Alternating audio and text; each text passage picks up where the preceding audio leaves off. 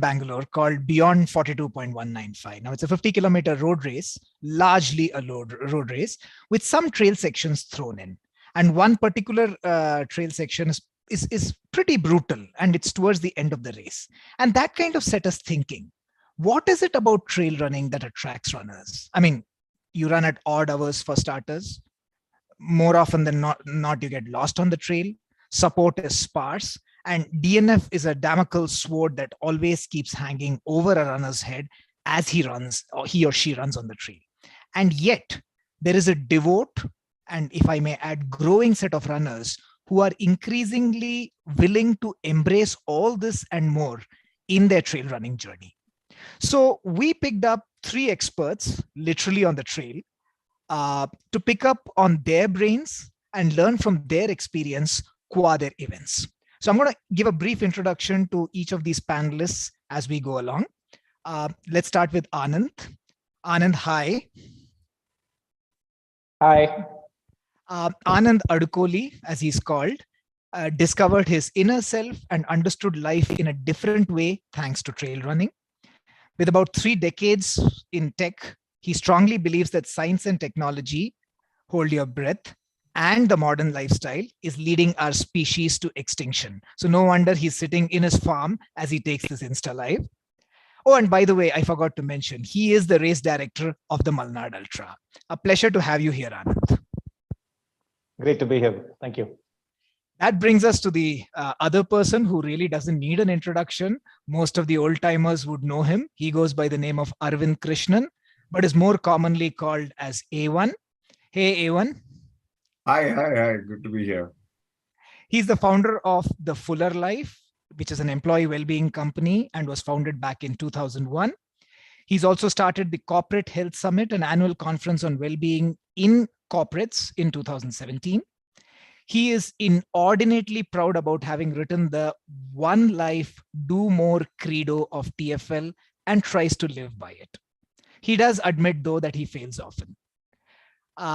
He is also the founder of RFL, a running community that used to organize some of the best foot races in India and started way back in 2005. A lot of old timers would be familiar with RFL. And there are 2 main races, the KTM and the Bangalore Ultra, both of which started in 2007, and they were the first trail race and ultra in the country, respectively. So there's a lot of history going back over there. Arvind, A1, as he's commonly known in running circles, is a student of business, athletics, poetry, long distance running, and fitness, not in any particular order. That's quite a bit, Arvind, to pack in. No, this is what you should not do when you ask me for introduction. I write some random introduction, you read it all out. I thought you'd tweak it. No, but I mean, it makes for interesting reading. So that's why I read it out. Yep. Wait a minute. There is an audio issue. Just hold on. Sure. You might have to do a reintroduction. Sorry for that. Ouch. Alrighty. You're in mute, Arvind. You can trim lots of it. You can just reduce it to Ultra KTM. I was just writing one and you read it all out. Yeah. Whenever we're good to go, Arvind.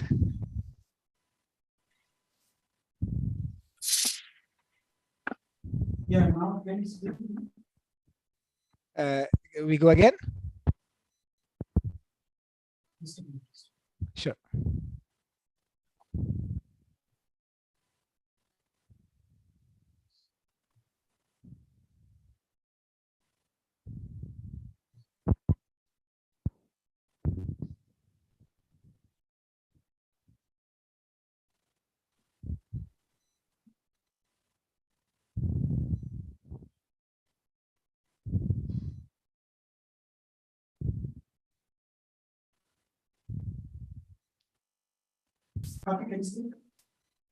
Hello, can we go?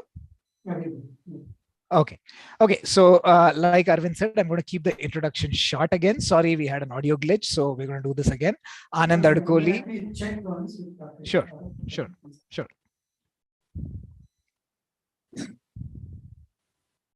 Hey, Karthik, I thought he said the issue was only with A1. Unless you want to rewind back. Yeah, you're always the problem guy, man. Come on. Dale, you know, I think they're going to start with you again. Yeah, Of they're going to course. start with you. Okay, sure. Arvind, we're good?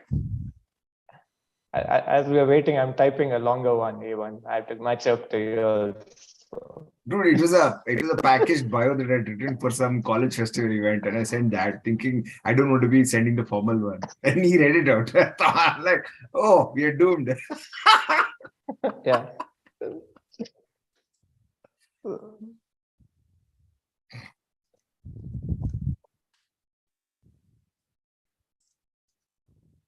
But Malnad and KTM are on the same day. So Yes. Yeah, I know, man. unfortunately, I'm going to miss you there at the KTM. Yes, unfortunately, our date this year was dictated by Asia Trail Master calendar. I did not have leeway to change it. No sweat. These things will happen. Yeah. But decent registration, I hope, and I'm sure there'll be. I met Jaggi today, who told me that there are quite a few people, and you have a 30K distance. Lovely to see that. Yeah, I mean, personally, I didn't like the idea, but a lot of people wanted an entry point. Otherwise, yeah, we have like close to 1,200 registrations. That's crazy, man. That's Yeah, I know. crazy. That's little nervous. We'll have to bring a lot of people back to the finish. Yeah. And how many of them are non-30? It's about half. So 30 is around half of the entire crowd. That's brilliant. Yeah, that's spectacular. 600 people running a trail thing of 50 and above. That's crazy. Yeah. Your smallest is 50, right? Smallest distance after 30 is 50. Yeah. 30, 50, 100. Yeah. That is spectacular. That is that's more than any other race. Wonderful. It's certainly more than the KTM full marathon. I don't have the splits, but 600 people running 50 and above. Guys, I don't let's think go ahead. Talking now. Okay. Wonderful. It's certainly more than Some echo from Arvind's side. Oh, in fact, no echo from my side. Yep, no echo from my side. Arvind, can you just, okay, great. Okay, so we're just going to do a quick introduction again. Sorry, we had an audio glitch. Thankfully, it's fixed now. So yeah, Anand Adukoli, I'm going to start again, is the race director of the Malnad Ultra. I'm going to keep it short now. And he has discovered his inner self and understood life in different ways thanks to trail running. Arvind, or A1, TFL, the founder of TFL, and also the founder of RFL. They've organized the oldest trail race and ultra race in the country. That is the KTM and the Bangalore Ultra, respectively. And that brings us to the Yogi from Visakhapatnam. He's professionally based out of Hyderabad, works with L&T Infotech as a project manager. Vis-a-vis running, he credits the Chennai Trekking Club, so a lot of history today, for giving him avenues to explore running. He's run numerous 30 and 50 kilometers, notable among them being a barefoot half marathon at Chennai Trail Marathon, 50 kilometers at Malnad, Anand's here, and 60 kilometers at the Vagamon Ultra. He dons quite a few hats. He's done pacing duties at the NMDC, the Hyderabad Half Marathon, and at the Vizag Navy Marathon, respectively. And more interestingly, why he's here today is in his capacity as the race director of Ultribe Paderu, a race which will see its second edition come December 12th, 2022. Welcome, Yogi. Thank you, Karthik, for having me. So guys, let's just get started. The obvious question, Anand, we can start with you. Why trail running? What attracts you towards trail running? I think I go back to what my intro said. I mean, the modern life, unfortunately, has become too artificial. So road running, stopped being a great experience for me because it is an artificial experience. You're running on an artificial surface, artificial excitement, people taking lots of pictures for social media, all of that stuff. So trail running, I think, first and foremost, you're away from all of, at least you're away for the most part from city infrastructure and all of that. And it's interesting because every minute is new. You can run the same trail every single day. something is always new because the environment is always changing.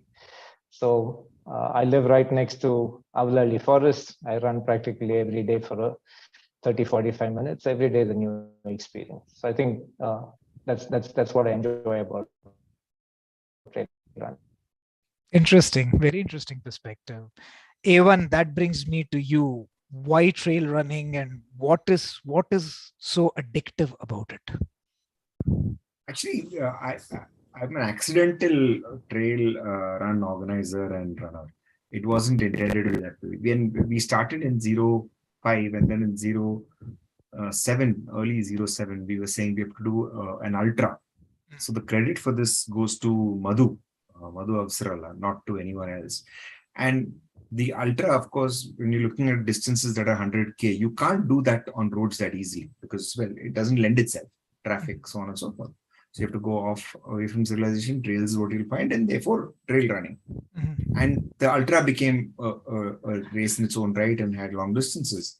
The KTM was actually a build-up event for the ultra. And it so turns out that the KTM has got, like, let's just say, far stronger legs than the Ultra does. And now, of course, both of them are back on the calendar, but the KTM always was the more popular race in terms of what it was. And part of it is, of course, the distances, part of it was location, part of it was time of year, lots of variables. So I'm quite the accidental this. But once I discovered it, once you run trail, you can't go back so easily to running road. I mean, it's difficult. It's just genuinely difficult to do that once you start running trails. I must confess to running on track and on road reasonably often, but trail running is trail running. It's tough to compare. Yeah, in fact, I was reminded of the fact that the only place where we really meet is at Kantirva, and I see you running on the road and the track. But then, yeah, I think you nailed it. I mean, you nailed what a trail means to you. And at this point, I think it's worth also adding the point that the Ultra is coming back after a hiatus, right? We didn't have the Bangalore Ultra for a couple of years now, basically, right? And thanks to, I mean, the NEB has picked up both those races this year. So this year, the Kaveri Trail Marathon as well as the Ultra would be organized by the NEB, NEB rather. But Arvind has a streak to maintain. So you will see A1 at both of the races, Arvind? Yeah, absolutely. I mean, I have to be there to run. It's a point of principle. You got to run the race. Wonderful. Yogi, looking at your profile, right? You ran quite a few, you were one of the, while these two guys probably, came in slightly, earlier in the life cycle. You can call us older. It's fine. No. Okay, well, whatever. But Yogi, you kind of participated in these events, and then from there you've evolved into building what is quite a young race. I mean, to borrow from what Arvind just said right now, basically even said right now, what is a very young race. So what is it about trail running that attracted you to first participate and then go on to become an organizer of such races thereof? I pick up certain lines from Arvind, accidental organizer come race director. So even for me, the same thing happened, to be honest.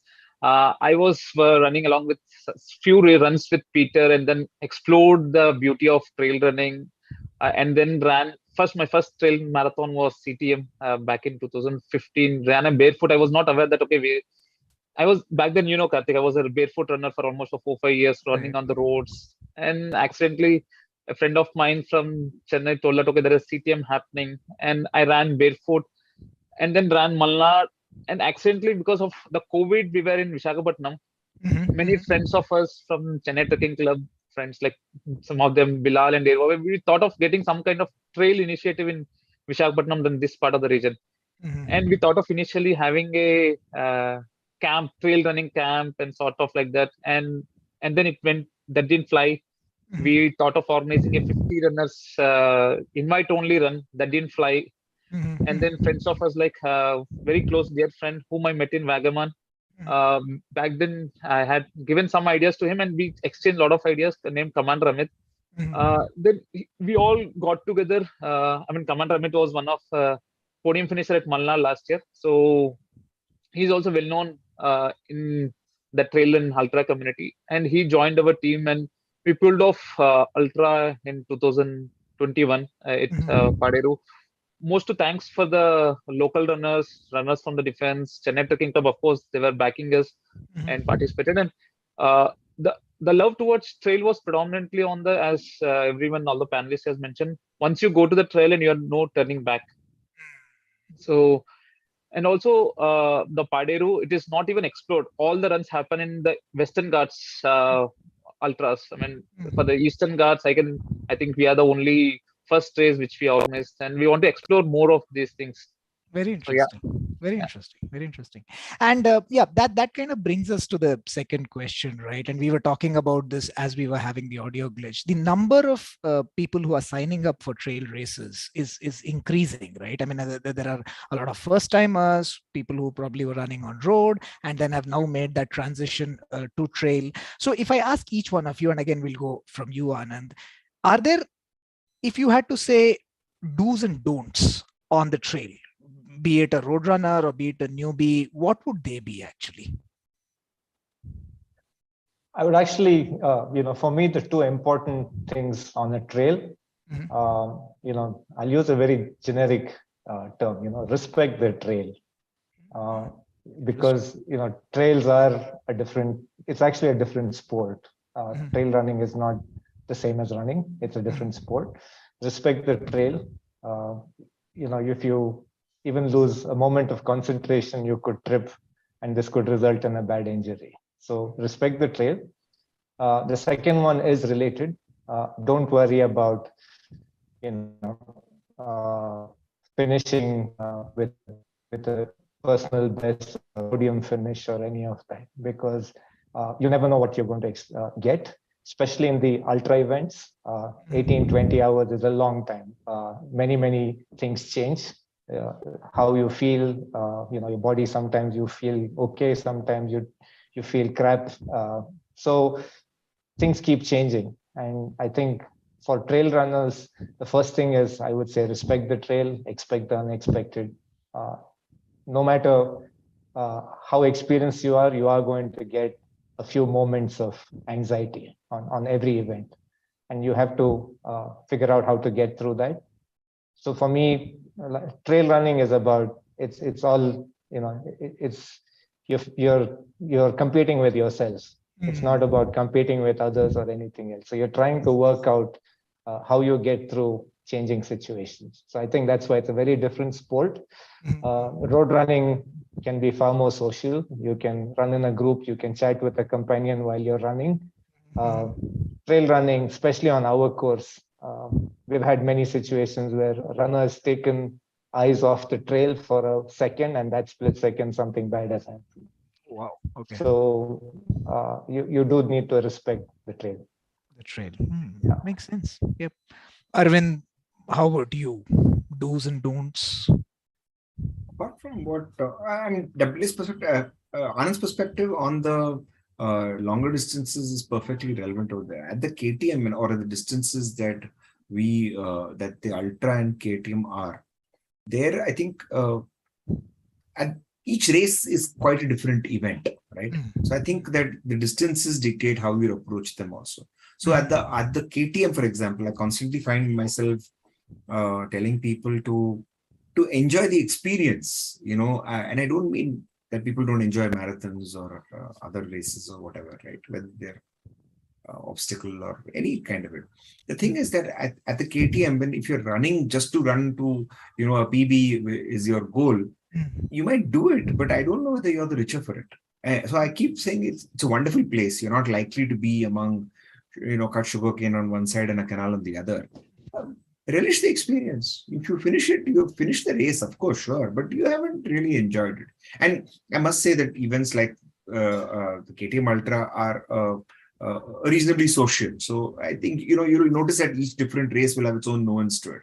And our races are typically out and backs, which means that if there are 1,000 people, you're going to see 999 people. And if you're running a full marathon, you will see some of them twice, So that's the whole point. And that, I think, is an important constituent of how the race feels or what you take away from it. You come back knowing more people than when you went in. So these are aspects of it. So I think, I find trail running very immersive. So I think that people who just focus on just the run are not doing it justice.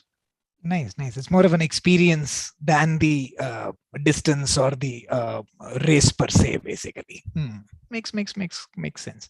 Yogi, what about you? In your experience, maybe 2 do's and 2 don'ts for newbies on trails. Yeah, I think all the experts have, Anand and Arvind has clearly mentioned all the aspects of what do's and don'ts. But for me, it is predominantly on the mindset, because as I began, I was not so keen whenever I see the post by Peter or CTC, okay, there is some trail happening here and then, why don't you come and join big days? I was not keen on it. As I started opening up the revelation, I would say, started doing it, it's totally on the mindset, which will ensure to embrace the trails, to understand the trails, to know more. As we said, flick of a second, anything can happen. You can get lost on the trail, you can get injured, but understanding and enjoying the trail is more important for me. There is no per se do's and don'ts, and the most important thing is get and take whatever you get on the trail, like stream water. You have to prepare with a lot of hydration stuff. You have to keep yourself self-sustained to whenever you see next civilized place. Like certain places in Altribe, there is from hamlets to hamlets, it's total of few kilometers, like 6 to 7 kilometers, you find total dense forest. In those dense forests, even if although there will be a lot of markings from the organizers, but you have to be self-sustained to reach from one hamlet to other hamlet. So this is few things which I always say, that always follow the trail. There will be always a trail which will lead you to the one civilized point to other civilized points. So keeping an eye on the trail is more important, and understanding the trail is more important. That's a nice point for keeping your eye open and going from one civilized point to another. Quite a unique perspective. So, which kind of brings us to your respective races, right? See, when you talk about a trail, unlike a road race, there's a fair deal of variety and variables both. I mean, distance could be one aspect. The technical nature of the trail in itself could be the other aspect. Weather can play truant, especially something like rain, the night before. Support on the course, because people do tend to get lost on trails. And then, what I'm increasingly seeing is that you don't really encourage runners to have their own support teams. Correct me if I'm wrong here, but by and large, that's what I've seen in Indian trail races, at least so far. And then there are different distances and then cutoff times for different distances. So what we want to explore here is from each of these races, right? How do you handle these things? Anand, again, we'll go with you basically, right? Like what are the different distances that Malnad has to offer? Is it a technical trail? Is it like So at Malnad we've all tried to bring different that is, we do understand people are at different points in their career graph, or if I can use the term, with experience with trails. So you may have been trained extremely well the previous year, but some injury or some you're not ready for a longer distance. So we do offer multiple distances. So our take has been, we offer a short distance for people who want to come to trails for the first time. We have a medium distance, so we push people beyond what they've done before. And then we have a longer category where we want to experience night running. And the Malnad night running, for those of you who have done it, is different because you may not see anybody else around. And night sounds can be scary. There is wildlife in the area, so the smallest sound in the night, when it amplifies, your brain starts to play games with you, and that adds to the whole experience. So for me, as a race director, there's no question, safety is our first concern. Bring back everybody safely. But I must admit that at least at the Malnad Ultra, we actually never know what's going on. Oops, I think we lost Anand for a moment. He's on a slightly spotty connection. So as we wait for Anand to come back, I think I'm going to redirect that question to Arvind, Evan rather. So Evan, basically, the KTM still does the conventional road race distances. It does a half marathon and it does a full marathon. It doesn't do an ultra kind of a thing, basically, whereas the ultra does have some unconventional distances. Yes. And again, are the trails technical, or are they fairly straightforward trails, basically? So what's so unique about the KTM and the ultra experience? Let's take each one separately. The KTM is a very straightforward trail, right? And the ultras have the benefit of going to multiple locations. So some areas have been tougher trails, some areas have been easier. The first few was at Esarghatta, where now those grasslands are coming up. They are spectacular. They're spectacular and with gentle undulation and all that, but not very difficult. In the fourth or fifth year, to move the location, that was a little difficult. But in the KTM, since it gradually became like a bit of a Woodstock of running. It became like 2 days of running. We had 1,000 people on each day. First day used to be the 5K and the 10K. Second day used to be the full and the half, and then we swapped it around. So the race is not technically very difficult, and there are people can pick whatever distance, all the way from early we didn't have a 5, but eventually we had in 2019 we had 5 to 42, 5, 10, 20, and 42. The thing is that people there, I think the challenges are more in terms of weather and hydration. Those are the key challenges. I mean, it's like Shilpi, one of the runners who's won the ultra in the women's Shilpi category. Sahu, right? Yeah, Shilpi Sahu, the exceptional Shilpi Sahu. So she calls it the quick and the dead. She says either you're quick on the KTM or you're dead. And that's really how she describes the race, right? And that's a good way of doing it. At the ultra, the longer distances, for example, the 100K or what we had, when Dan ran the 200 and odd kilometers, when you do the 24 hours, it's very different, because in the night, the loop that we do used to be very, very small. And that's very tough to run, I think. Physically as well as mentally, people take a battering on it. So there, the challenges are completely different, because when you're talking about the last 4 hours, last 6 hours of the race, and those typically are from 12 to 5 a.m., the last 5 hours that people are running, that's a completely different cup of tea. The day does not prepare you for that. It doesn't get you ready for that, because last section used to be on a smaller, this uneven terrain, gravel in some cases. It was really, really hard. But the challenge is still the 12-hour mark or till the 8-hour mark. So the challenges vary, and I'm sure in Anand's case, it will be much more of a variation. Right. But the challenges in the first 8 hours are not the challenges in the second 8 hours, and certainly not in the third 8 hours. They're completely different games, different experiences for all the runners. So it varies quite a bit. Then when I look, my impressions of the ultra or the KTM are that these are, in some sense, near city races, right? I mean, before you get onto an Anand or a Yogi's kind of race, which is like in the middle of nowhere, these are, still accessible, if I can use that word. So do you think that is also a unique feature of the KTM and the ultra, basically? And is this by design? If I have to ask you that question, is this by design? See, you're talking about something set up in 2007, right? Okay. So that time, it's not like we had a palette to choose saying we keep it close to city, far away, worthy of it, right? So, when you run into something like this, you can always call it a feature and not a bug. But, I wouldn't change it for the world. I really wouldn't change it for the world. Those races each have their own character. They cater to different baskets of people. There are many people who run the KTM and not the ultra, and vice versa. There's a hell of a lot more. More people run the KTM over the years, of course, because it just is much more accessible. But you're absolutely right. It's a near city race.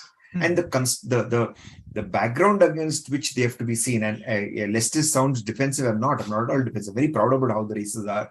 It is built against the fact there were road races, and then there was the ultra and the KTM. Right. So the variation was on trail, longer distances, etc. And that was the departure from the norm. And then, of course, as later and later races come around, whether they are ultras that do different distances or different terrain, or indeed races that are of completely different construct, right? Trail running is one flavor of the race, right? So you had, whether it was the obstacle races or anything of the world, there are enough races that are coming, or stage races, multi-day races. So you have all of them coming in. So all of those will come and evolve and organically grow and thrive, as the case may be. And some of them will work, some of them will not work, and that's life. Nice. We have Anand back. So Anand, you were talking about distances and running through the night vis-a-vis the Malnad Ultra. You want to continue from where you left? Yeah, I'm sorry. I'm working on a hotspot. So like the Malnad Ultra X Factor, my main internet connection's down just an hour before this call happened. I'm sorry. Yeah, so, the Malnad is an experience because it is spread over an area of close to 400 square kilometers. That's a really, really large area to cover to construct a course. Mhm.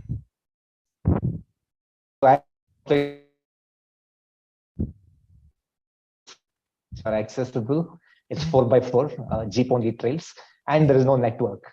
So I think I'm grateful for the team. We have a really, really experienced team. Many have been with us from the first year. Mhm. And we are actually able to conduct the event in a completely distributed manner. So roles and responsibilities are distributed. Mhm. Sitting at one section of the trail, I actually have no idea what is happening a kilometer further down. Anything could be happening.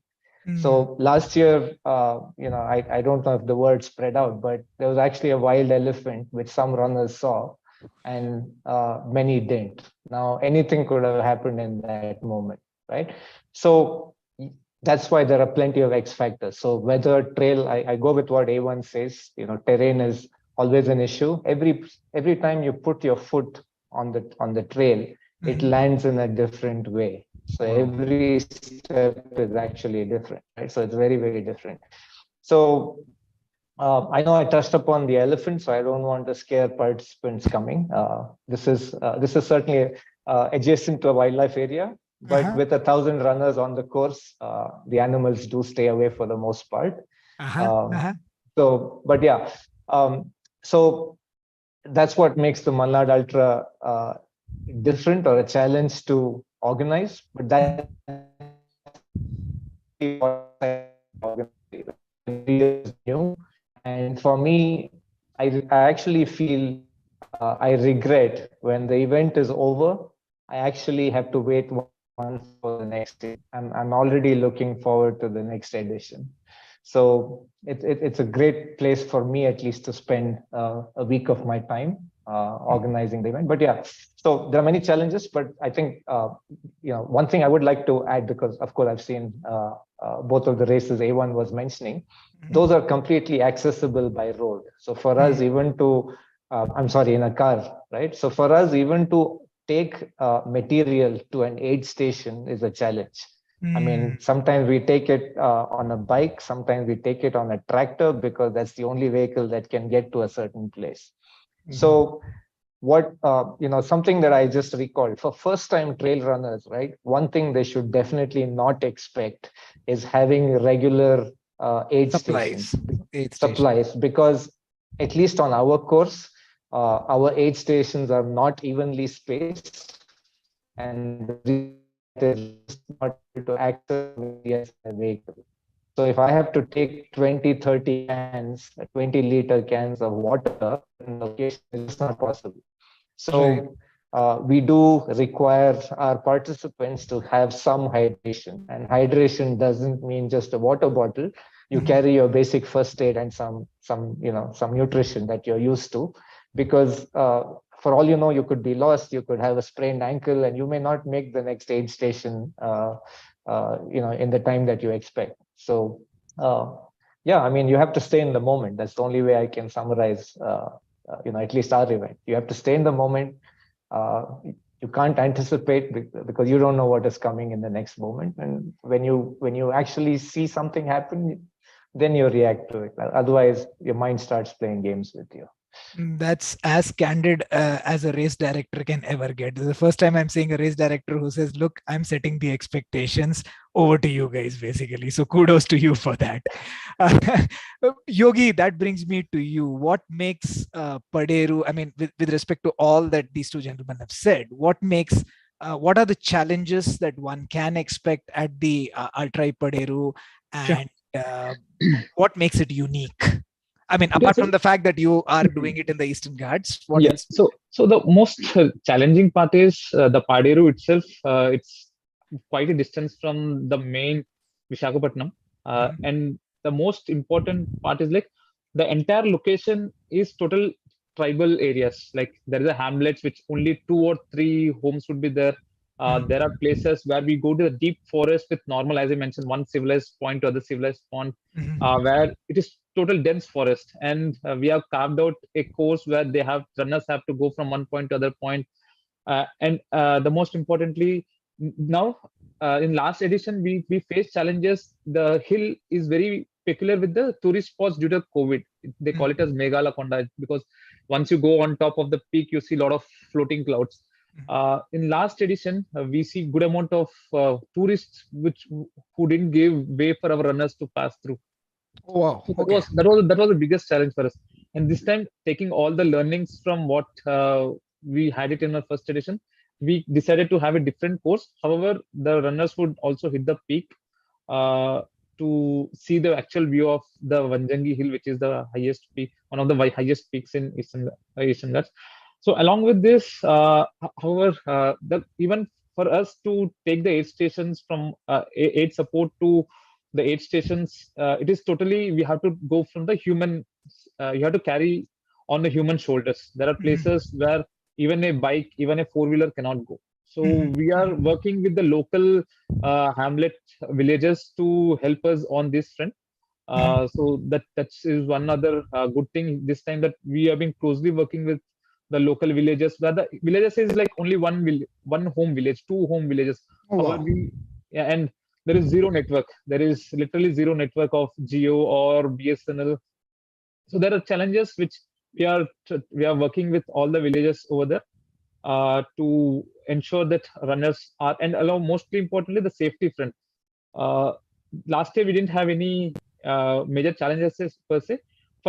However, for last 1 year, it was challenging year for all the running community, which we have been hearing a lot of news, ensuring we have at least 1 or 2 medic students who would be assisting us in the aid stations. So I'm so glad you brought that point up, actually. Yes. Because like you rightly said, right, and I'm just going to interrupt you here.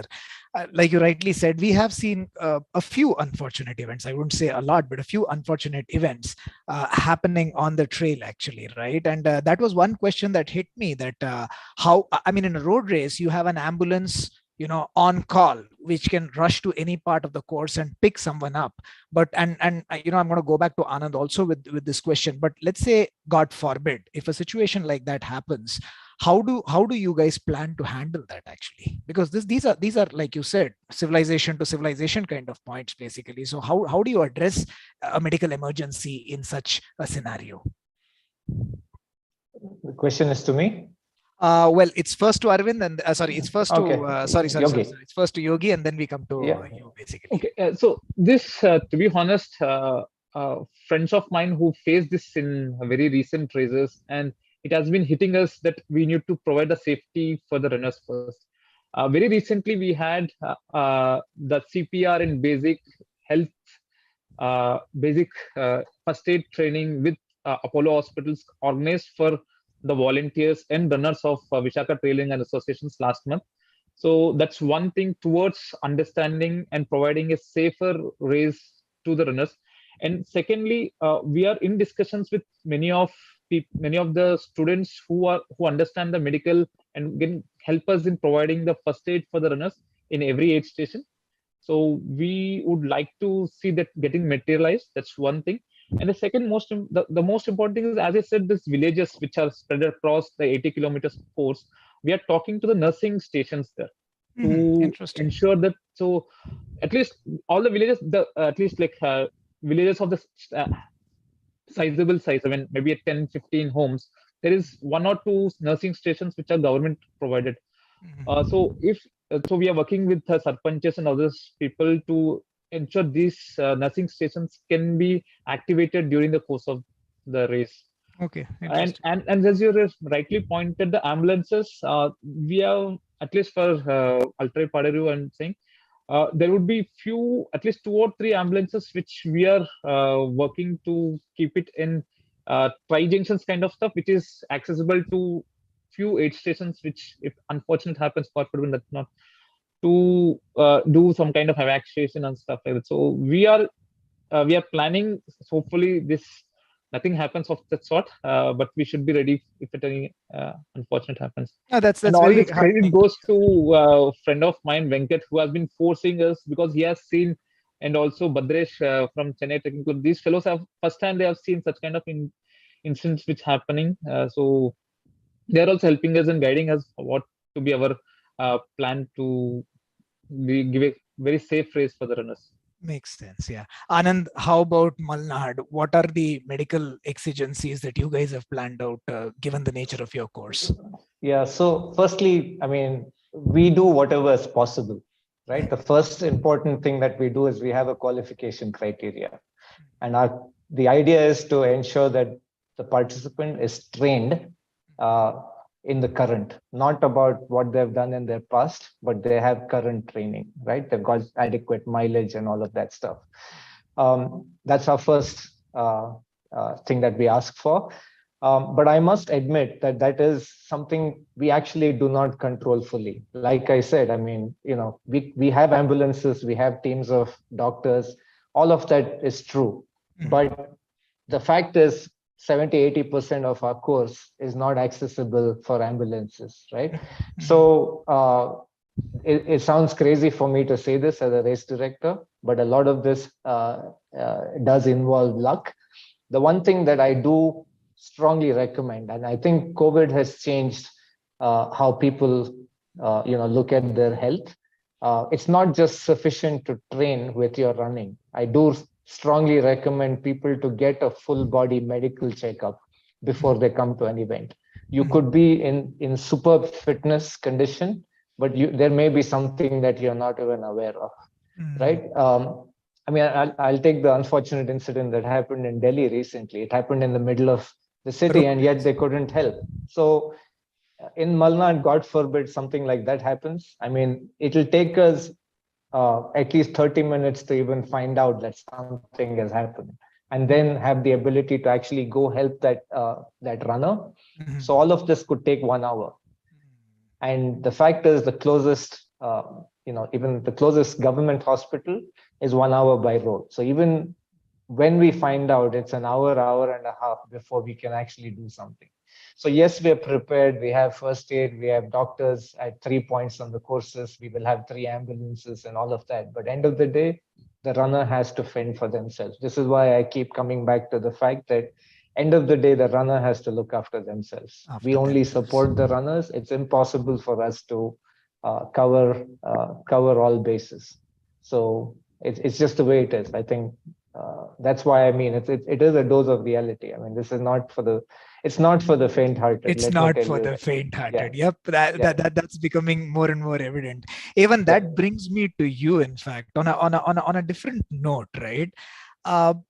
How have you seen, given all this, how have you seen the the trail running scene evolve in India, basically? I mean, from the time you guys started KTM and Ultra to, circa 2022, where we are, has it evolved for the better, or I'm sure there's a long way to go, but how have you seen this progress? Well, from what I see of races in general and trail in particular, right? I'm not talking about, because there are several interstitial areas, right? Which are, routes which are both like the one that you were at, and the many of them. So I think that let's look at just the numbers first. The number of races earlier that we used to publish saying races coming up this year used to be a fairly small goodie list, That's no longer true. It's now pages of it. There are 4 events on a weekend. Oh, you have 5 races on the weekend of the weekend. KTM and the Malnad. Absolutely. So the thing is that obviously the volume of races have increased, the variety of races have increased, terrain has changed, the locations of races have gone all over the country. You've got races in smaller and smaller cities. I mean, Satara is a great example, but there are several places which have got races. I mean, KTM was in Srirangapatna, which is not exactly a big city, but having races in all these places. So I think that the evolution of all these races has been quite dramatic and quite quick. But, it's like what took the West maybe 20, 30 years, we've done it in maybe 10. So obviously it's exploded, and India's population is India's population, and there are lots of environmental variables which are making this a fairly accelerated change. It's massively accelerated. So I see it evolving so much better. So I remember the KTM. The first time we saw different people running and we said, okay, we should have kids running. We had pets running. We had somebody running with a kid in a pets pram. running? Yeah. Pets It was not a race. Nobody got okay. We didn't give the better medal. I'll have you know that. But the point is that we have people running that, right? So we can see that all these things happen. And, we had, I remember once as a runner with GBS who came and ran. And the thing is that I think the races have become, thanks to a distance variation, they have catered to so many different people of different training or persuasion in terms of how much they've done or what they want to do. So I think it's evolving very nicely. And, at the end of it, there's also the fact that as people who organize races, everybody, all the race organizers anywhere, want to have races that are that cater to their tastes and the taste of the population, right? It does. If it caters to only one, it doesn't work. So you want to make that happen. So I think people will find. I mean, I am frankly amazed that the Malnad Ultra has so many runs, and it's taken years to get there. But the fact that it's got 4-digit number of participants is frankly crazy. I did not see that coming. As somebody who watches this at least until 2 years ago quite avidly. So I think it's great. You can see that the numbers are growing, and I think they'll continue to grow. To go back to what our safety considerations were, like you said, the KTM and Ultra were always constructed, and we were always very hyper, being the early races there. So our races are fully patrolled. Even in the earlier avatar, the KTM and Ultra, some sections we needed tractors. Now on the KTM, of course, there are bikes can go everywhere, and cars can go in most of it. Ambulances were part of the midway, but our route was only 11.1k. So it was really, you go and come back and you finish a half. In so and out. It was 11 and deltas. Yeah, so 11 point whatever. So, but the point is that it wasn't very difficult for us. Thanks to the patrolling and the ambulance in between and at the start point. Somebody had a twisted ankle, they'll have support in like 6 minutes or something like that. At the races like the Malnad, or indeed at longer distances, stage races, etc., it's going to be more and more challenging. So I think one thing that I would recommend if you're a race organizer is please make sure your indemnities are okay, because I think that's really important. I think that it's a matter of statistics. As more people run more races, the number of instances will increase. This is just mathematics. It doesn't require any rocket science behind it. So I think people should expect that to happen and not be surprised if you hear about something like this going wrong. That's the truth of it. But it's not a truth that everybody is going to look at and say, oh, of course, the number of people running has increased by 20x over the last 5 years. So you can expect 20x the number of accidents to happen. I don't think anybody looks at it. Right. So by corollary, I'm also going to ask a question which is going to go out to the other two guys as well. Is sponsorship for trail running more forthcoming now than it was in the past? Vis-a-vis road races. Like road races nowadays, you are able to find, Delhi, Vedanta, well, keep that aside, park that aside. But that apart, road races, there are a fair number of corporates who are willing to come in and pitch, their tents basically, at least at the expo and the race thereof. So are we seeing a similar trend in the trail space as well in India? Let me take that first, because I've been looking at this since 07. In fact, that's addressed to you first. Oh, okay. So, sorry. I should have waited. But the thing is that I think from the point of view of an advertiser, right, they're always going to evaluate, is this a good marketing spend? Does this give me visibility? Does this give me leads? Does this give me sales? Or any of those parameters there? And trail races, almost by definition, are fewer people farther away trying to run longer. Sorry to boil it down that way. So I think trail races, at least in our experience, Ultra and KTM, all sorts of difficulty trying to find partners. Road races, well, when you're running a race with 20,000 people, it's the number of eyeballs who look upon your brand are completely different. So you don't have to pay, it's not a question of paying 20 times what you pay for a trail race, right? You pay less per eyeball and so on and so forth. You can get much richer data about the number of people who are coming out. You will get enough variety so that enough people in that audience fit your target market. So I think trail races are always going to be challenging. The flip side of that is they're almost always going to be passion projects, and that's good and bad. So you're going to have people, who are always going to be very vehement about how the race is, how it should be, how it should not be, and that's really what's going to come. So these things are two sides of the same coin. That's how I see it. I think now maybe I've not been knocking on doors for sponsorship money in the last couple of years. But when I was doing it for so many years, for north of a decade, it was terribly challenging. And I don't see any fundamental reason why that situation should be dramatically different now, because the other avenues have become much more measurable and much more addressable. So therefore, I think that's always you're going to compete against that. So I don't know whether this will show. We'll know when you have, when races are called XYZ trail race or ultra. That's until a good then, point. Until then, how many races are like that? I mean, at this point of time, I mean, nothing comes to mind immediately. I don't know how it is for all the rest of you, but nothing comes to mind immediately where you have literally a title sponsorship coming on board with hopefully some monies attached. So That's I don't have. That's a great point. Anand, sponsorship. Anand, I should ask you, do you want sponsorship at all? Because, you might have I mean, well, his race is growing. His race is growing. So this sounds strange, but I actually, bits of this conversation, A1 and I also chatted over a coffee a few years ago. I mean, the Malnad Ultra is run purely on passion. It's a group of 30 odd people. We're a tightly knit group. We are not looking for sponsors because even if you do, as A1 says, I'll be surprised if somebody wants to support an event like ours, happening 250 kilometers from Bangalore. For us, even to get a picture back to the sponsor would take 3 days. So I don't think anybody would want to support an event like this. So our event has always been, we're very clear, volunteer driven, 100% not for profit. Having said that, we have always been lucky. We actually need support on two fronts. One is the owners of the estates that allow us to conduct the event. Without them, this event is not going to happen. We're very grateful for having that support. Second, last 4 years, Karnataka Tourism has actually supported us, and it's worked great for us because they are trying to promote the Malnad area. They're not in our face, if I may use that term. They don't say we want so many banners, we want so many things in return. Quiet support, steady support, but reliable support. Year after year, they've supported us. Same this year.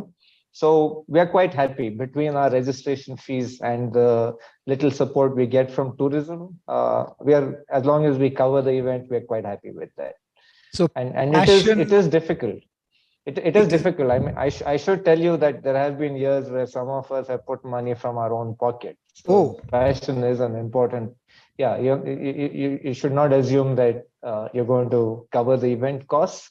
Certainly, you're not going to make any money. So anybody who's trying to conduct a trail running event or start a new trail running event, you're not going to do it for commercial reasons. That I can tell you right now. Yeah, completely. Plus 3 million to that. It's never going to be a business that can scale. It's not going to be widely profitable. You can do it if you're passionate about running in general and trails in particular. You're never going to get 20,000 people to do a trail. I mean, you won't get a trail for 20,000 people. That's a different story. But, no matter how you do permutation, combination, and when you have 400 square kilometers to cover, 20K people is still a long haul away. And I don't know. Even abroad, even abroad. See, wherever, I think 20K, a road race, right? Let's take data. Like an overseas road race, any of the majors will be 40K, 50K people. We're not there in India at the city races right now. True. We're just not there. True. We're just not there. True. So when you're talking about trails, and please remember the population of the population behind is completely dramatically different. Of course, now there is increasing urbanization, real wealth happening, wealth correlate to people, more of whom start running, so on and so forth. All those variables play out. But the thing is, we're still not getting there. So I think trail running has to be passion projects run by people. And like Anand said, we have run trail races for many years and lost money at the end of it.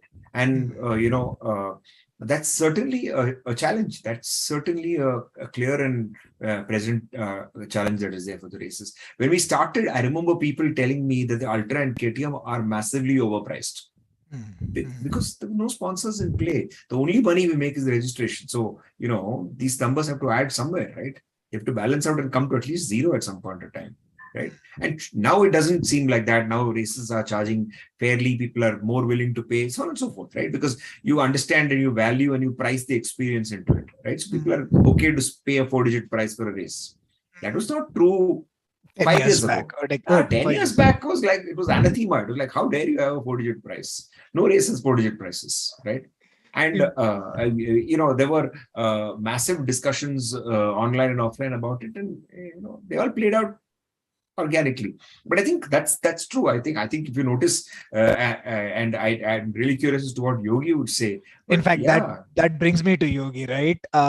Yogi, what is your take on this? I mean, you are yours is a newer race, and are you also? I mean, like what Anand said, Yes, are yes. you averse to sponsorship, or you're open to sponsorship to begin with? Actually, To just to take a few steps back. So when we started, it was like a crowdfunding project for us, where we thought of inviting few of our runners, friends, 50 of us, and it didn't fly. Which we began to have it on first part of 2021. But again, we started crowdfunding. People from different friends of us helped us, and to survive, and also the numbers of 4 figures, because we are from Visakhapatnam. It's not that open mind of like corporate or the cosmopolitans like metros of Bangalore or Mumbai. It's the number plays a very big role. And when say 4 figures for 2000 odd money for 20-50K and other stuffs, plus the accommodation fees, travel and other things, that is big number for the runner per se. And luckily, because it was kind of a success for us in 2021, now we are seeing some of the brands are helping to associate with us. Like there are now Garmin and Saucony's. They are pitching some kind of goodies, not per se as the numbers in the cash format, but they're willing to provide some kind of assistance for the podium finishes. And also this year, gladly, we got a title sponsor for our Vizag half marathon and also for Ultra. So that's very positive that this year we are not burning our purses. Who's your title sponsor, by the way? Peak Performance Nutrition. Oh, okay.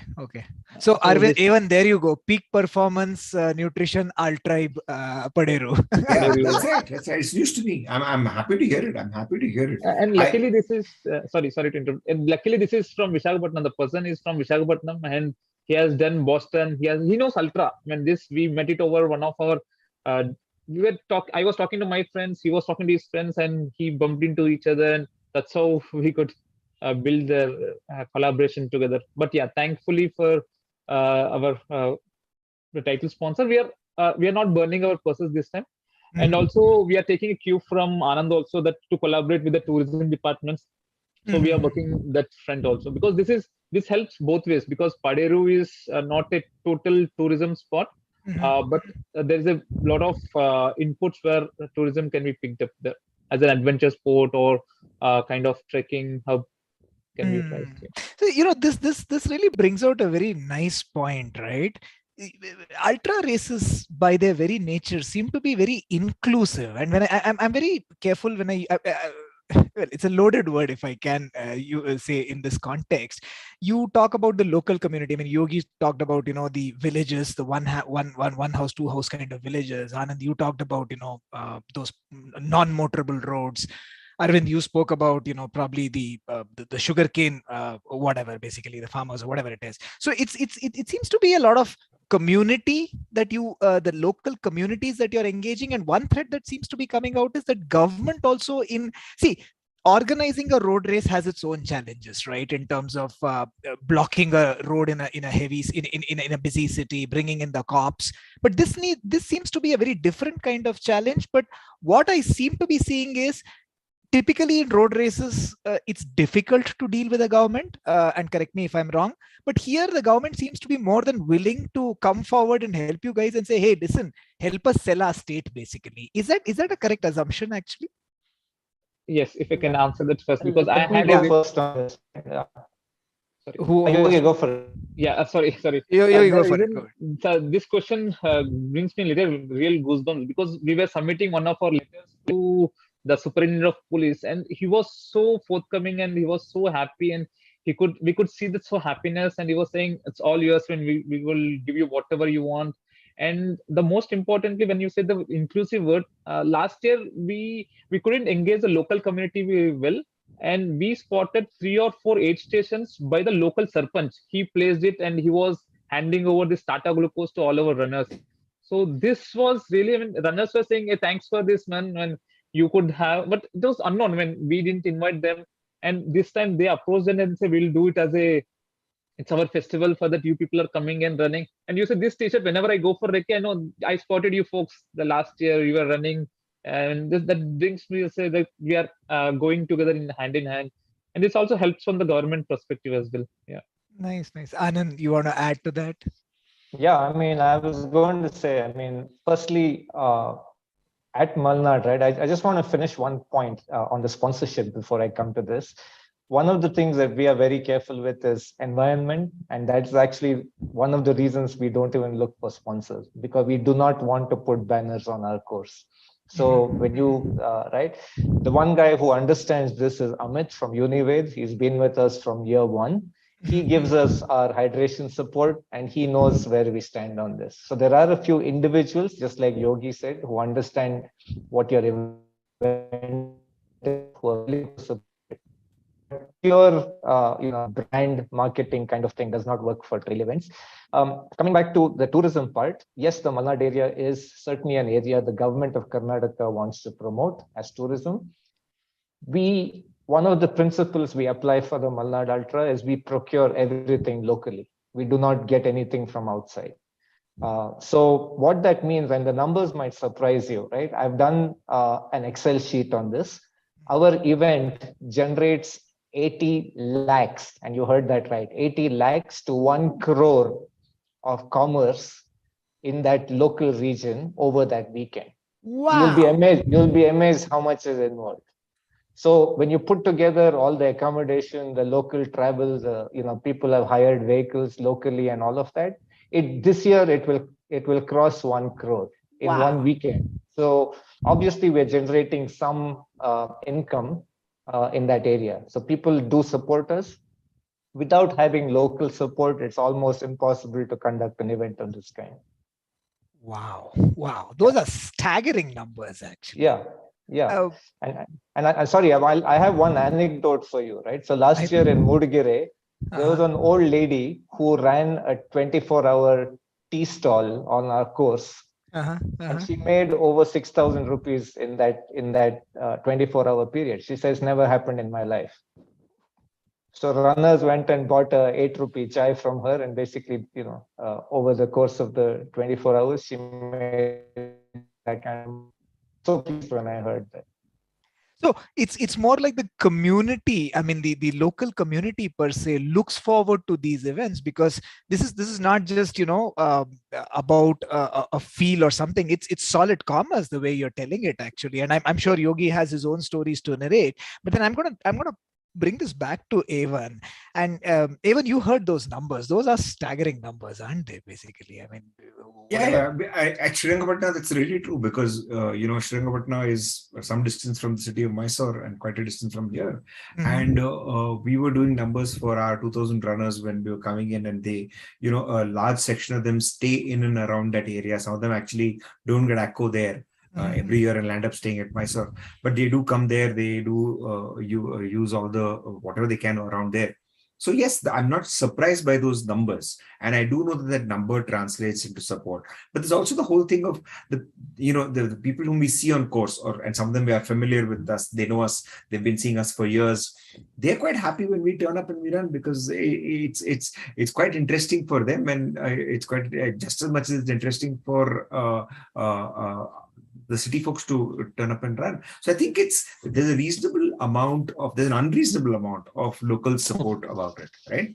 But of course, it's not all one single stroke, because when you're organizing a race, you might have situations where there's a cart that's coming on course, they have to back up and it's a problem, and you need to rush them, they need to rush up, and it's not fun for anybody, or your parking could cause a problem. So everything will not be hunky-dory. It's not like everybody will stand and wave when you're going by. No, nothing like it, right? Nothing like it. Everybody has their challenges, and somebody who wants to go to his house or go out and finds his way intruded upon any person would be hassled by that. So we've had our fair share of both, but the positives outweigh the negatives by a margin. By a margin, right? Which brings us to the last segment of the show, and I'm going to start with you, Evan, again. Apart from KTM and Ultra, and you're not allowed to say Malnad as well, which is one of your favorite trails that you've run or you would want to run in the future, basically. You got me in a situation of complete ignorance. So, really, I've not really thought about it and said, what are the kind of trails, what are the races that I want to run? I really haven't. I've always thought about having to construct races. So I know I've had conversations with a bunch of people individually and jointly saying, we should have a race where it's completely self-supported. You start from point X and you figure out how far away from point X towards point Y can you go in a no time frame point of view. So as long as you're self-supported, you just go heading towards Y, which can be 500k away, whatever, right? You have to carry everything. Near city or Himalayas or where? Basically? No. It has to be somewhere reasonably flat. It has to be somewhere where there has to be the temptation of I can buy water from somewhere else. So you have to have that. It's going to be more of a psychology experiment than anything else, I think. But the idea is that people should run it with carrying everything like water, food, the works, tents. The works. What they're carrying is what they can use. If they use anything else, their race ends there. That's how it should be. And that will be, so I'm thinking, there is always scope to, but this is not going to be a race. It can't be commercialized. It probably has to be like, the KTM for the last couple of years has been, I just said we're going to have an unofficial KTM. We're going to run. So fortunately and luckily, in 2020 and 2021, we had bunches of people who came, and on the same weekend, the last weekend in November, we went and ran the KTM. There was nothing, no fees, no nothing. We just, not a commercial event, all self-supported. We went, ran half. I went and ran a half marathon. Some people ran during the pandemic. Basically, this is during the pandemic period. So actually, that's